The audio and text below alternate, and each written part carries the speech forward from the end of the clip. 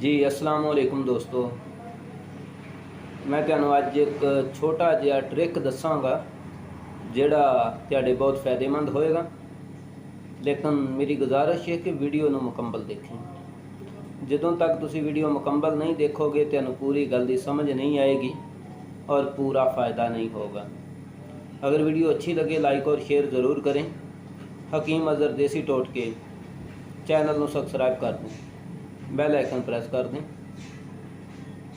गल है भाई जी, छोटी जी गल है तो समझने वाले वास्ते बहुत वड्डी है कि इंसान के मूँह के विचों बदबू आना।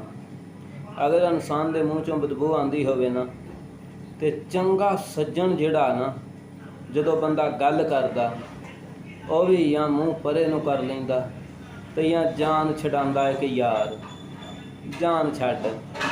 गल करन वाला हमेशा मूँह गांह नूं करदा ते जिहड़ा गल सुनन वाला वो पछाण हुंदा है, उहदी वजह हुंदी है मूँह दे विचों बदबू आना।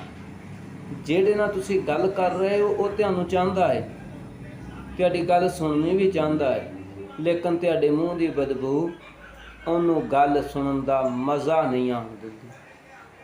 चीज़ यह है कि कोई भी इंसान के मूँह चों बदबू आती होवे तो छोटा जिहा नुस्खा, एक चूंडी 3 उंगलों की, सज्जे हथ दियां 3 उंगलों की चूंडी सौंफ की लै लो, एक दाना इलायची का लै लो।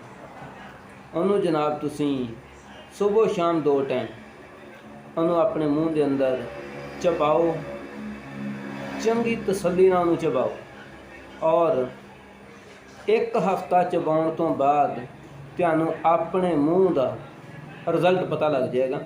क्योंकि मूँह चों बदबू इंसान दे कलियां मूँह दीयां बीमारियां तो नहीं आउंदी, मैदे की प्रॉब्लम भी हुंदी है और ये तुहाडे मूँह और मैदे दीयां दोनों गल्लां नूं ज़बरदस्त तरीके नाल क्लीयर करेगी।